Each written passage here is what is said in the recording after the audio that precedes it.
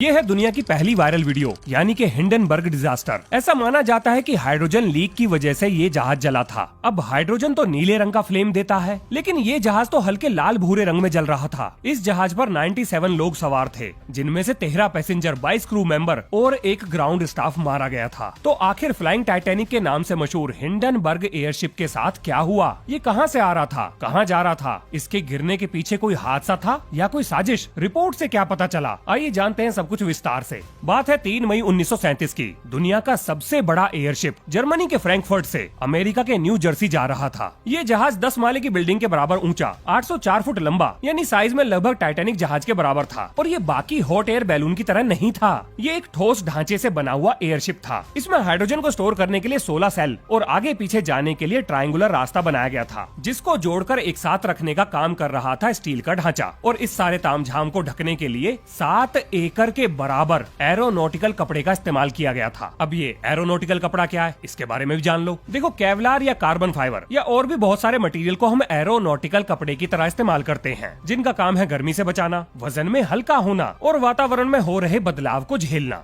अब इस कपड़े के ऊपर एल्यूमिनियम पाउडर की कोटिंग की गई थी, ताकि ये सूरज की पड़ने वाली सीधी रोशनी को रिफ्लेक्ट कर सके, और इसी की वजह से इसे इसका सिल्वर रंग मिला था। अब ये उड़ कैसे रहा था, उसके पीछे का भी लॉजिक जान लो। तो भैया, जैसे गुब्बारे में हाइड्रोजन या हीलियम गैस भरने पर वो हवा से हल्का हो जाता है, ऐसे ही ये जहाज हाइड्रोजन की वजह से हवा से हल्का हो गया और अच्छी खासी ऊंचाई पर पहुंच गया। अब इसे आगे पीछे धकेलने के लिए इसमें 16 सिलेंडर के 4 डीजल इंजन लगाए गए थे, जो लगभग 1320 हॉर्स पावर के साथ 125 किलोमीटर प्रति घंटे की रफ्तार को पैदा कर रहे थे। और भाई साहब, इस अजूबे का वजन था 1,12,000 किलोग्राम। चलो, इसका बायोडाटा पूरा हो गया, अब आगे चलते हैं। अब अगला सवाल ये आता है कि लोग इसमें बैठने के पीछे इतने बावले क्यों थे? तो जी, पहला कारण तो यह है कि ये 11 सफल उड़ानें पूरी कर चुका था। दूसरा, 3 दिन के अंदर जर्मनी से अमेरिका पहुंचा रहा था। और भाई साहब, खाने की सुविधा, सोने की सुविधा, यहाँ तक कि नशेड़ियों के लिए अलग से स्थान बनाया गया था, जहाँ पर वो बीड़ी, गांजा, दवा, दारू जो चाहे फूंक सकते थे, जिसे पढ़े लिखों की भाषा में स्मोकिंग रूम भी कहते हैं। और ये तो कुछ भी नहीं, मनोरंजन का भी पूरा बंदोबस्त था। ये एक संगीत मंडली को भी लेकर उड़ रहा था, जिसने गाने बजाने, नाचने का डिपार्टमेंट संभाल रखा था। अब उसके बाद था ऊपर से दिखने वाले नजारे। भाई साहब, वैसे तो ये 650 फुट की ऊंचाई पर उड़ रहा था, लेकिन जहाज के कप्तान साहब बढ़िया बढ़िया नजारे दिखाने के लिए इसे जमीन के पास ले आते थे। और देखो, जहाज पर लोगों को बुलाने के लिए ये सारी चीजें काफी हैं। और भैया आखिरी, लोगों की बुद्धि का क्या पता, वो कुछ भी करते हैं। ज़ेपेलिन कंपनी को इसे बनाने में 4 साल लग गए। 1932 में काम शुरू हुआ और 36 में खत्म। और जी, 3 मई 1937 को 7:16 पर ये अमेरिका के न्यू जर्सी के लिए अपनी आखिरी उड़ान भरता है। 6 मई 1937 को अपनी 3 दिन की यात्रा निपटाने के बाद हिंडनबर्ग जहाज अमेरिका के न्यू जर्सी पहुंच गया। लेकिन वहां पर तूफान आ गया। अब तूफान में तो ये जमीन पर उतरेगा नहीं, तो ये हवा में लटक गया। अब 3 घंटे तक ये इधर उधर भटकता रहा। और जब तूफान छट गया तो प्लान ये था कि ये अपनी रस्सी नीचे फेंकेगा, जिसे ग्राउंड पर खड़े क्रू एक खूंटे से बांधकर इसे नीचे खींचेंगे। लेकिन 7:25 पर जहाज का पिछला हिस्सा झुकने लगा, जिसे जहाज के कप्तान ने प्रोपेलर की मदद से बैलेंस करने की पूरी कोशिश करी। लेकिन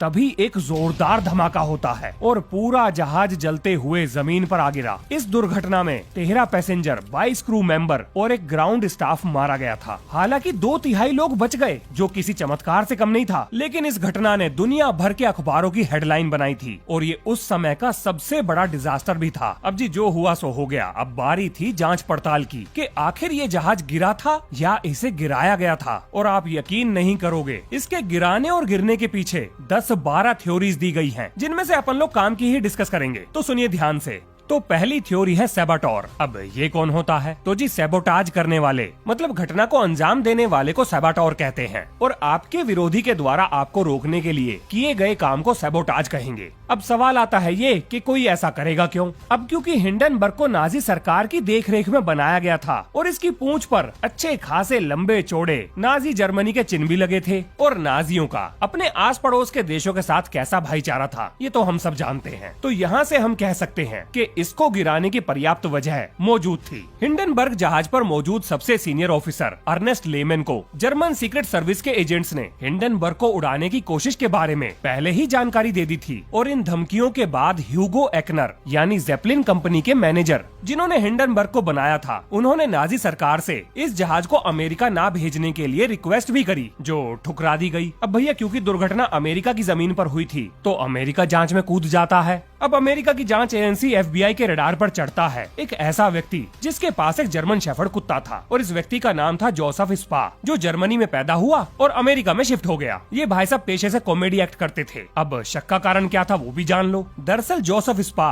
अपने कुत्ते को कार्गो वाले हिस्से में खुद खाना खिलाने के लिए अड़ गया, जबकि पैसेंजर्स को कार्गो वाले हिस्से में जाने की इजाजत नहीं थी। और दूसरा कारण था कि यही वो व्यक्ति था जो जहाज के तूफान में फंसने के बाद जहाज के क्रू से भिड़ गया कि इसे तुरंत जहाज से उतारो। अब भाई साहब तूफान में इसे उतरने की इतनी जल्दी क्यों थी? अब यहाँ से हमें ये पता लगता है कि अगर इस व्यक्ति ने जहाज पर टाइम बॉम्ब लगाया है तो जाहिर सी बात है वो तो अपने निश्चित समय पर फटेगा और जिसने ये टाइम बॉम्ब लगाया होगा सबसे पहले वही भागने की कोशिश करेगा। लेकिन क्योंकि हिंडनबर्ग जहाज के मलबे से बॉम्ब का कोई भी सुराग नहीं मिला तो इस थ्योरी को ठंडे बस्ते में बंद करके बाहर फेंक दिया गया। और अब यहाँ पर आती है दूसरी थ्योरी, यानी कि हिंडनबर्ग जहाज पर बिजली का गिरना, तेज हवाएं, खराब मौसम और जबरदस्त बारिश, यानी ऊपर वाले ने मारने के पक्के बंदोबस्त कर रखे थे। अब बस इस जहाज पर बिजली गिरानी थी और बाकी काम हाइड्रोजन कर लेगी। तो जी गिरती हुई बिजली लगभग 30 करोड़ वोल्ट और 50,000 डिग्री फ़ारेनहाइट का तापमान मिली सेकेंडों में अचीव कर लेती है। चलो ये तो ठीक है, लेकिन इस चीज से ये बात कैसे साबित होती है कि हिंडनबर्ग को बिजली ने गिराया था? तो जी उसका कारण था 1923 में डिक्समूड नाम के एयरशिप पर बिजली गिरने की वजह से सभी के सभी 50 पैसेंजर मारे गए थे। अब यहाँ पर आपको एक बात और भी पता होनी चाहिए। देखो मौसम खराब होने की वजह से हिंडनबर्ग 3 घंटे तक हवा में भटकता रहा और जब ये अपनी लैंडिंग साइट पर पहुंचा तो रिसर्चर्स की मंडली ने ये अंदाजा लगाया कि ये नेगेटिव की वजह से नहीं बल्कि पॉजिटिव लाइटनिंग की वजह से फटा है। हाँ जी, लाइटनिंग दो तरह की होती है, एक पॉजिटिव और एक नेगेटिव। आइए समझाता हूँ। नेगेटिव चार्ज बादल के निचले हिस्से में बनते हैं और पॉजिटिव चार्ज ऊपर वाले हिस्से पर। और एक्सपेरिमेंट से ऐसा पता चला है कि पॉजिटिव लाइटनिंग नेगेटिव लाइटनिंग से 10 गुना ज्यादा ताकतवर होती है। और कमाल की बात ये है कि ये तूफान वाली जगह पर नहीं बल्कि तूफान से 40-50 किलोमीटर दूर भी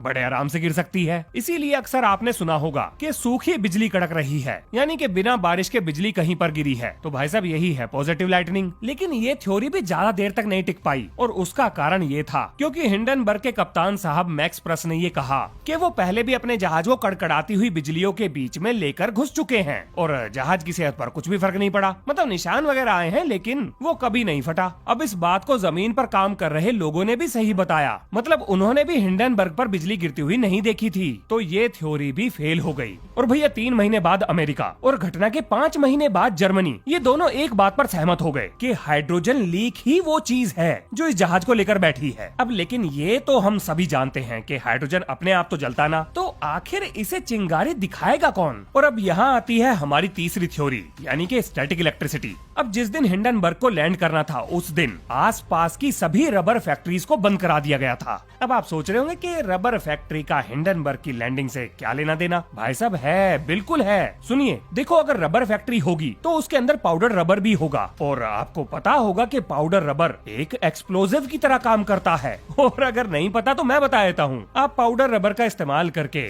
धमाका कर सकते हो। अब कैसे कर सकते हो ये तो मुझे भी नहीं पता। पता होता तो मैं बताता भी नहीं, लेकिन आप मोटा माटा इतना मान लो कि पाउडर्ड रबर मिलिट्री और एक्सप्लोजिव वेल्डिंग में इस्तेमाल होता है। लेकिन अभी भी हिंडनबर्ग और रबर फैक्ट्री के बीच में रिश्ता क्या है ये तो नहीं पता लगा। आइए बताता हूँ। तो जी हिंडनबर्ग, पाउडर्ड रबर और धमाका, इन तीनों चीजों को जोड़ता है खराब मौसम की वजह से पैदा होने वाला इलेक्ट्रिकल एनवायरनमेंट। अब जरा आप ये सोचो, अगर बादलों में बनने वाला स्टैटिक चार्ज जमीन पर पाउडर्ड रबर को उड़ा सकता है तो जी अपना हिंडनबर्ग जितनी हाइड्रोजन लेकर घूम रहा था, बस एक स्पार्क और मामला साफ। अब जरा सारी चीजों को एक बार जोड़ देता हूँ, आपको आइडिया लग जाएगा कि मैं क्या कहना चाह रहा हूँ। हिंडनबर्ग का जो एरोनॉटिकल कपड़ा था उस पर एल्यूमिनियम पाउडर की कोटिंग की गई थी। अब एल्यूमिनियम तो मेटल है और कप्तान साहब इस मेटल को लेकर चार्ज एनवायरनमेंट में घूम रहे थे। तो जी लॉजिक ये है, जहाज बनकर घूम रहा था चार्ज की दुकान और जैसे ही चार्ज को निकलने का रास्ता मिलेगा वो तुरंत स्पार्क पैदा कर देगा और अगर उस स्पार्क को हाइड्रोजन मिल गई तो होगा धमाका। आपने कई बार ऐसी चीजों को देखा होगा जिन्हें छूने पर आपको शॉक लगता है, जिनका बिजली से कोई लेना देना नहीं है, लेकिन लेकिन यहाँ पर एक झोल है, स्पार्क तभी पैदा होगा जब चार्ज को निकलने का रास्ता मिलेगा। तो जब हिंडनबर्ग से रस्सी गिराई गई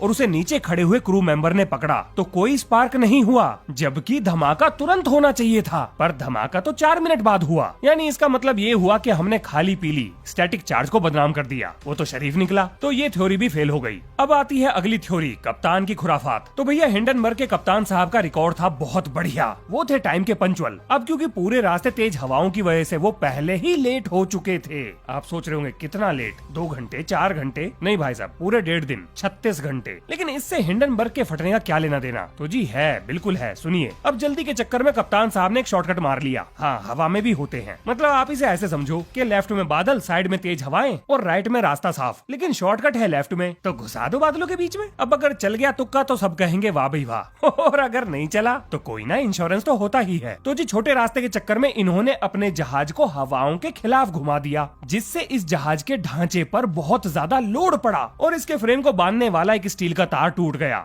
जिसने हाइड्रोजन के एक चैम्बर को उड़ा दिया और हाइड्रोजन हो गई लीक। और इस बात के तो गवाह भी थे। मतलब जहाज में हुई टूट फूट की आवाज नीचे खड़े लोगों ने और जहाज पर मौजूद लोगों ने, दोनों ने सुनी थी। अब अगर हाइड्रोजन लीक हो रही है तो बस चाहिए था एक स्पार्क और खेल खलास। लेकिन जनाब इसमें भी एक कमी थी। दरअसल जर्मन इंजीनियर बहुत तेज थे। उन्होंने हाइड्रोजन के साथ एक ऐसे केमिकल को मिक्स किया कि अगर हाइड्रोजन लीक हो तो उससे सड़े हुए लहसुन की महक आएगी। अब आप सोच रहे हो ऐसा भी होता है क्या? हाँ जी बिल्कुल होता है। ये जो आप अपने घर में एलपीजी का सिलेंडर यूज करते हो, इसमें से जो स्मेल आती है वो इसकी नेचुरल स्मेल नहीं है। ब्यूटेन तो ऑर्डरलेस है। इसकी लीक को डिटेक्ट करने के लिए इसमें अलग से इथाइल मरकैप्टेन डाला जाता है। तो ऐसे ही अपने जर्मन इंजीनियर्स ने भी हाइड्रोजन के अंदर एक केमिकल डाला था। अब या तो हाइड्रोजन लीक ही ना हुई या भैया ऊपर जहाज में सबकी नाक बंद थी, क्योंकि किसी को भी लहसुन की महक तो नहीं आ रही थी। तो इसी चक्कर में एक और नई थ्योरी बना दी गई कि भैया जहाज का एरोनॉटिकल कपड़ा ही फट गया था। माइकल मैकार्थी ने अपनी किताब द हिडन हिंडनबर्ग में लिखा है कि हिंडनबर्ग का एरोनॉटिकल कपड़ा हवा में वाइब्रेट कर रहा था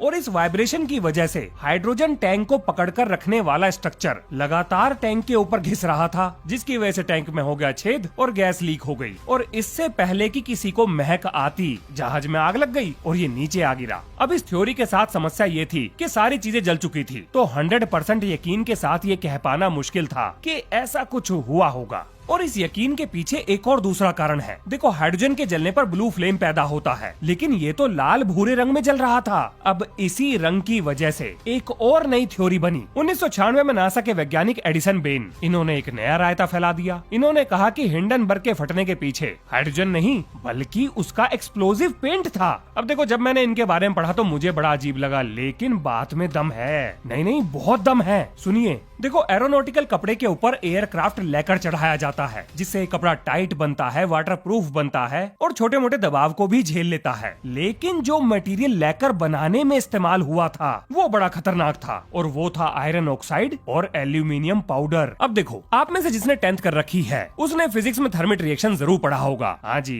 इन्हीं दोनों के बीच में होती है वो रिएक्शन जो इतनी हीट पैदा करती है कि रेल की पटरियों को भी जोड़ देती है। और आज के समय तो ये रॉकेट बूस्टर, वो छोटे छोटे रॉकेट लगे होते हैं ना जो मेन रॉकेट के बराबर में टंगे होते हैं, उनमें फ्यूल की तरह इस्तेमाल भी होता है। अब एडिसन ने अपनी थ्योरी को साबित करने के लिए हिंडनबर्ग का असली कपड़ा मंगवाया, मतलब जो मलबे में बच गया था, और जैसे ही हाई वोल्टेज देकर उसे टेस्ट किया वो तो जल पड़ा। अब देखो यहाँ पर एडिसन की बात तो सही थी, लेकिन अगर हिंडनबर्ग पर बिजली गिरी होती तो वो पहले ही जल चुका होता, जैसा कि कप्तान साहब ने बताया था कि वो इसे बिजली के बीच में पहले कई बार लेकर घुस चुके थे। और दूसरी चीज ये कि हिंडनबर्ग में धमाके के समय जो वीडियो बनाई गई थी उसमें ये साफ साफ दिखाई दे रहा है कि आग इसके अंदर से लगी थी। तो ये थ्योरी भी ज्यादा देर नहीं टिक पाई। अब इसके बाद आते हैं बॉबी रूतन नाम के एक दर्शक। हाँ, इनके पास भी एक थ्योरी है और इन्होंने ये बताया कि इन्होंने हिंडनबर्ग को धकेल रहे एक इंजन में आग लगती हुई देखी। बात सही है, इस जहाज पर हाइड्रोजन अकेली ऐसी चीज नहीं थी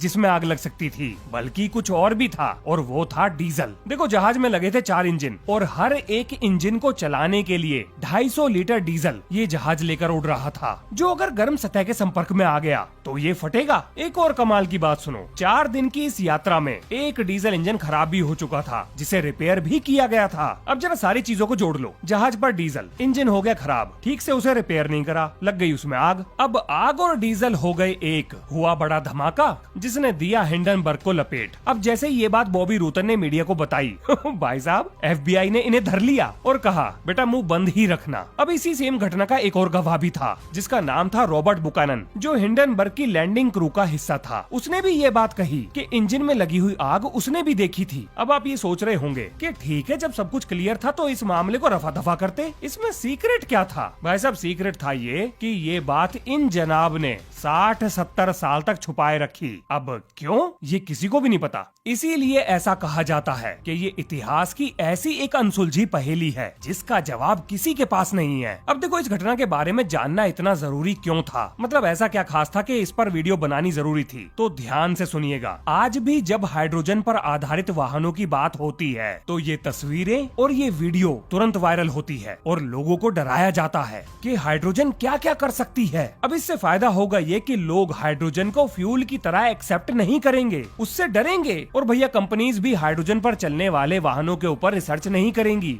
अब अगर ऐसा होगा तो दुनिया तेल पर ही निर्भर रहेगी और पूरी दुनिया में आज के समय पूरा का पूरा तेल व्यापार अमेरिकन डॉलर पर चलता है, मतलब रशिया को छोड़कर, जिसकी वजह से अमेरिका दुनिया के देशों पर पकड़ बनाकर रखता है। भारत सरकार जो भी चीजें बाहर से मंगाती है उन सभी चीजों में सबसे ज्यादा आयात का बिल कच्चे तेल का ही होता है। एक और मजे की बात बताऊं, बैटरी पर चलने वाली गाड़ियों में आपने आग लगती हुई देखी होगी, लेकिन इस पर एलोन मस्क ने कभी कुछ नहीं बोला। लेकिन जैसे ही भारत सरकार ने हाइड्रोजन या बायोफ्यूल पर आधारित वाहनों को सपोर्ट करने के बारे में कदम उठाया, मस्क बाबू ने तुरंत ट्वीट कर दिया कि हाइड्रोजन और बायोडीजल ये सब फालतू के चौंचले हैं, ये कभी कामयाब नहीं होंगे। क्यों भैया, एलोन बाबू काहे टेंशन में आ गए? उनकी किसने भैंस खोल ली? जनाब, ऊर्जा का खेल ही ऐसा है जिसमें पैसा ही पैसा है। किसी भी चीज को रोकने का सबसे आसान तरीका है नेगेटिव मार्केटिंग, और यही नेगेटिव मार्केटिंग हाइड्रोजन के केस में भी है। आपको क्या लगता है, क्या इस घटना के पीछे अमेरिका हो सकता है? अगर मेरी राय मांगोगे तो भाई साहब बिल्कुल हो सकता है। वैसे इस घटना से जुड़े हुए जितने भी डॉक्यूमेंट या किताबें हैं वो सभी आपको विज्ञान रिचार्ज के व्हाट्सएप चैनल पर मिल जाएंगी। हाँ जी, हमने भी अपनी एक व्हाट्सएप यूनिवर्सिटी खोल रखी है। बस फर्क इतना है कि वहाँ पर हम चर्चाओं के पर्चे बांटते हैं, फालतू ज्ञान नहीं देते। तो अगर आपको भी यूनिवर्सिटी ज्वाइन करनी है तो लिंक इस वीडियो के डिस्क्रिप्शन और कम्युनिटी पोस्ट में दिया हुआ है। तो ये है इस वीडियो का अंत। मिलते हैं नेक्स्ट वीडियो में, तब तक के लिए खुश रहिए, मस्त रहिए, जबरदस्त रहिए। जय हिंद, जय भारत।